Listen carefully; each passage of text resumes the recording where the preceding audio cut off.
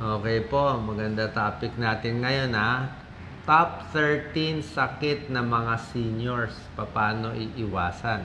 Karamihan ng senior, malaking percentage magkakaroon nitong mga sakit, babantayan natin. Siyempre, pag senior, kailangan bantayan itong mga chronic conditions para maging healthy, maging mahaba ang buhay nila. Siyempre, mga quit smoking, lose weight, alam na natin yan. Tingnan natin 1 to 13 na. Mag-comment kayo, ilan sa inyo meron itong 1 to 13. Number 1 sakit ng senior, arthritis. Yan ang pinaka number 1, most common problem, di ba? Hindi naman talaga nakamamatay pero sobrang hirap. 50% ng senior ayon sa Center for Disease Control sa Amerika ay may arthritis. Kaya masakit ang katawan lagi, sakit ang kamay ko ngayon, at dahil dito, lower quality of life. Hindi sila masaya sa buhay. Para makaiwas sa arthritis, dapat magpapayat. Pag mas mataba, arthritis sa tuhod, sa paa, sa likod, lose weight, exercise, dapat galaw-galaw para hindi tumigas yung katawan, stretching, dapat independent ang senior. Try nyo pa rin maglakad-lakad, sariling gawa para mas malakas. Don't lose muscle. Dapat hindi humina ang muscle para kahit may arthritis. Balance, very important sa senior. Therapy, mga masahe at stretching kailangan ng seniors. Doc Lisa, para sa arthritis? Yes, pinaka-importante para sa akin stretching. So, pag nag-stretch bago magtrabaho, pagkagising, malaki yung iniluluwag ng mga kasukasuan ng mga joints at naiibsan din yung kirot. Dapat din, kung may arthritis, magandang sapatos, rubber shoes. Mag-invest na kayo kahit medyo mahal. Kasi pag hindi lakad tayo ng lakad, di ba? Akyat tayo ng akyat. Pag hindi maganda ang rubber shoes natin, matigas ang tsinelas natin, mapupudpud ang paa, mapupudpud ang tuhod at hips natin. Mas okay na ang rubber shoes nyo ang mapudpud. Diba? Okay na masira rubber shoes kaysa yung tuhod natin mapudpud, ay magdi-knee replacement tayo, napakamahal.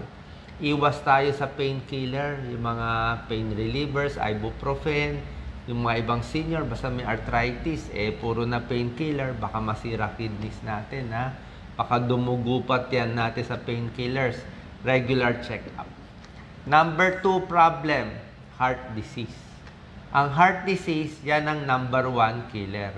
Kung ang arthritis ay number 1, pinakamaraming may ganyang sakit, ang heart disease, yan ang number 1 pangunahing cause ng pagkamatay sa buong mundo.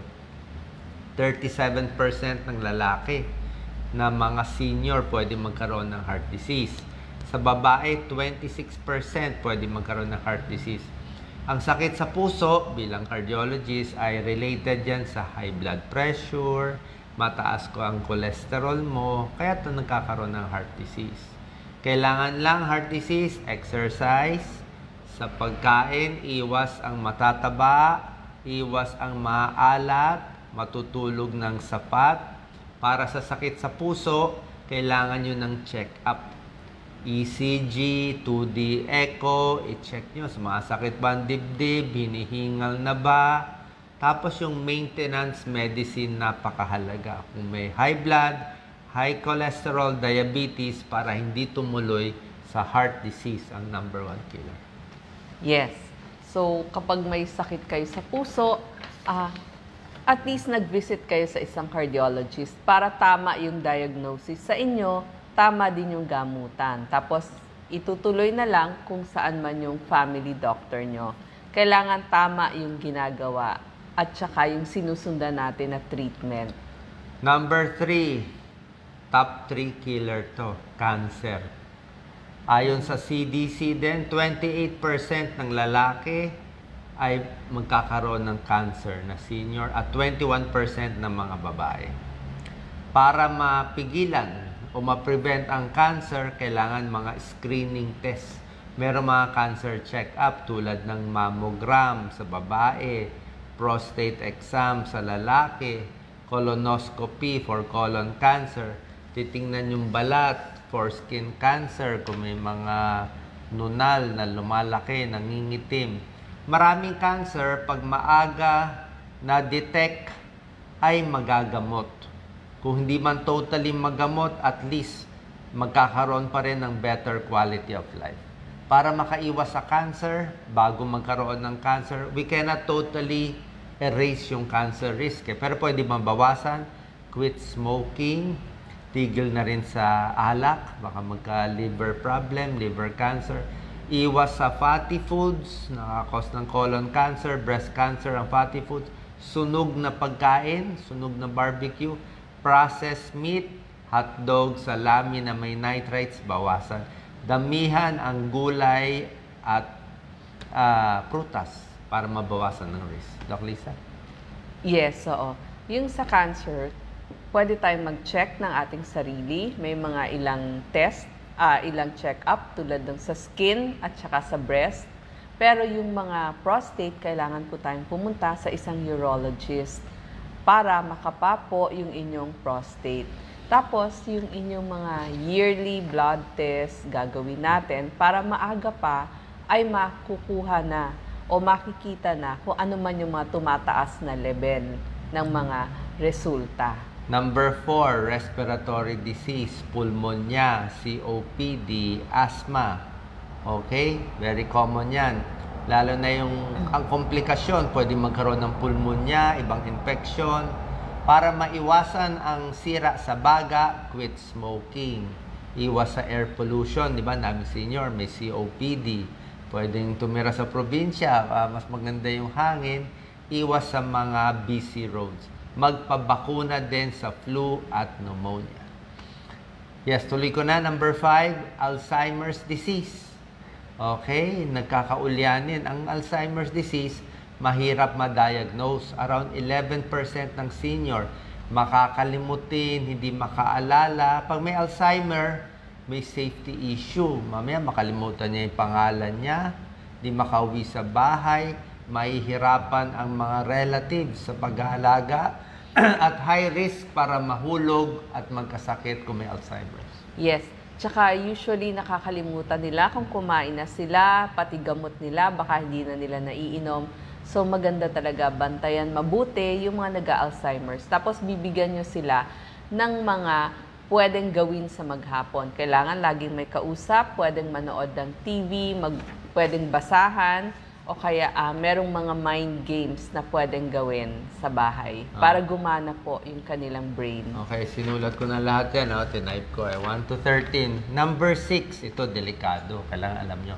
Osteoporosis, sabay ang aksidente. Dahil mahina mga buto, mahina balance.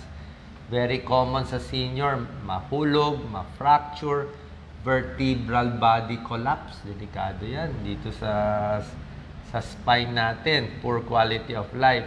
Marami nagkaka-osteoporosis, low bone mass. Sa pamproblema, mahina na yung buto, mahina pa yung balance dahil malabo ang mata, mahina tenga, may vertigo, mahina muscle, pwede mahulog. Ang pinaka-common area na pinakadelikado sa bahay, yung mga rug.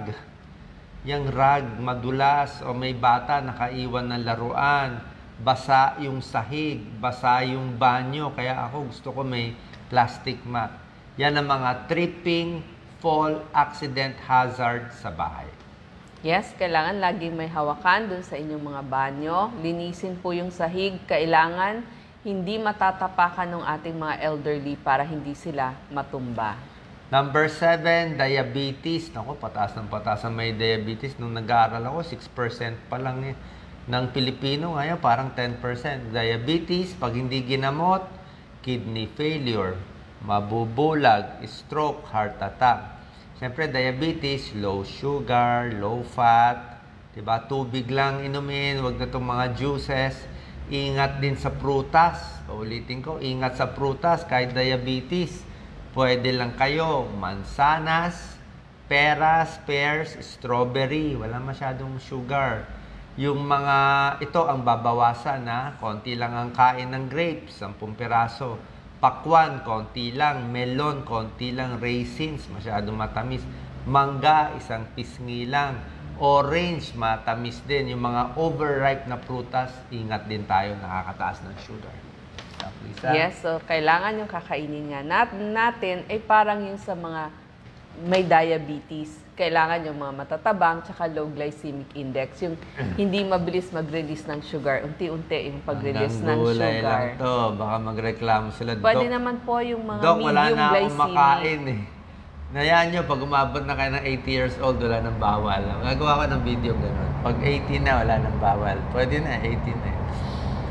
Number 8, influenza and pneumonia. Yan, infection. Diba? Minsan, ang senior, syempre, mas mahina na ang immunity. Mahina white blood cell, diba? So, mas mabilis tamaan ng mga sakit. Mahina immune system, pati lungs, mas mahina maglabas ng plema. So, pwede may flu vaccine, may pneumonia vaccine, maganda po to, mga proven vaccine to sa may edad.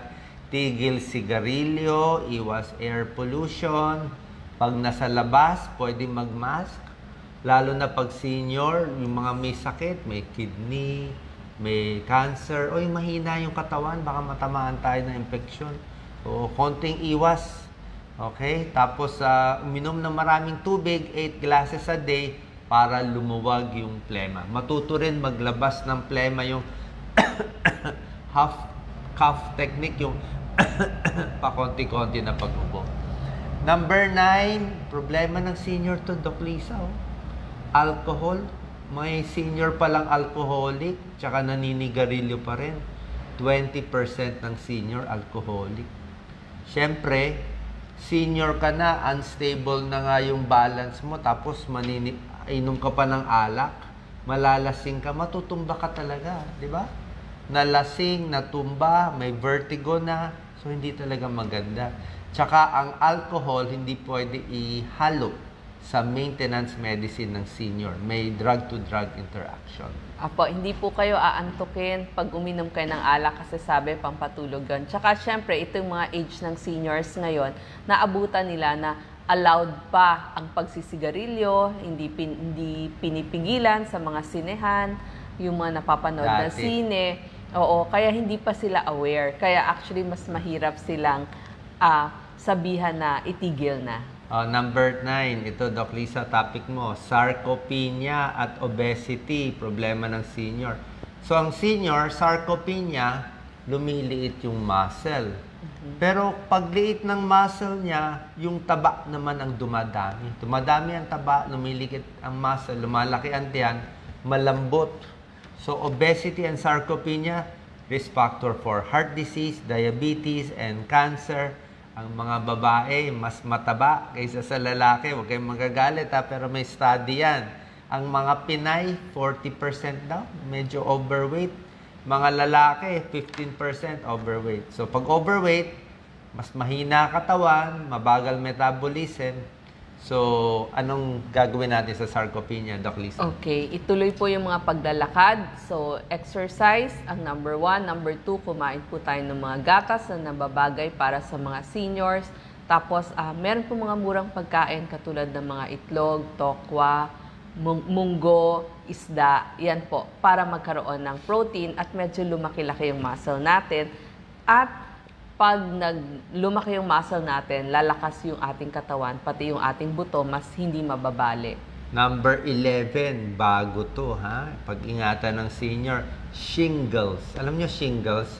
Ang medical term is herpes zoster o kulebra sa Tagalog. So pag bata tayo, may chickenpox. Yung chickenpox, ang nangyayari, yung virus nun, nananatili sa katawan. Pag tumanda tayo, babalik siya as shingles. So, maraming 1/3 ng seniors magkaka-shingles, 50% before age 80. Napakasakit nito, para siyang isang linya, minsan sa mukha, minsan sa dibdib. Isang linya siya ng butlig na blisters ng sobrang sakit.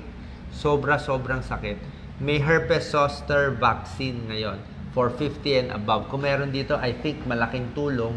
makakabawas sa sakit ng senior, Opo, ng shingles. Kasi po hindi nyo alam kailan kayo tatamaan ng kulebra. So at least kung merong vaccine, hindi tayo magsisisi dahil napakasakit po ito. Number 12 out of 13, sakit ng senior, nababantayan natin na kahit mga 50 years old, bantayan na tayo.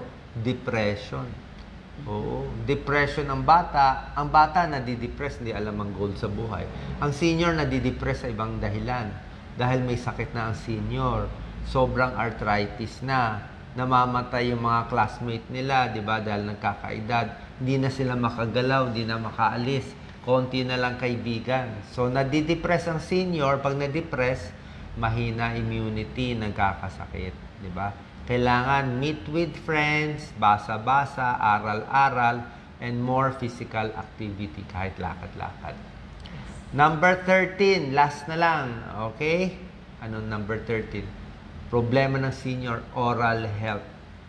Ipin at gilagid, di ba? Yan talaga nasisira sa senior. Maraming cavities pag senior, gum problem. Lalo na, ano problema pag walang ipin? Masakit ang ipin. Hindi makakain. Walang nutrisyon. Senior, mahina ang pang-amoy. Hindi na maamoy yung pagkain. Mahina panlasa. Kaya, walang gana kumain, lalo na mamaya. Dental check-up, mag-toothbrush palagi, mag-ingat sa pagkain, lalo na sa mga matitigas na pagkain. Doc Lisa, Yes, final pag tips? diabetic po kayo, kailangan lagi nagpapa-check up ng bibig sa inyong dentista. Tapos po, yun pong mga pustisong masasakit, papalitan po natin yon. Kasi ibig sabihin, hindi sukat, hindi tama yung pagkasukat, hindi ho dapat sumasakit o maluwag ang pustiso para makakain kayo ng maayos. Okay, tingnan nyo itong 1 to 13 na bantayan natin. Anytime pwede lumabas itong mga 13 na sakit. Kaya laging mas maganda, mas marunong tayo para makalaban sa mga sakit na ito. God bless po.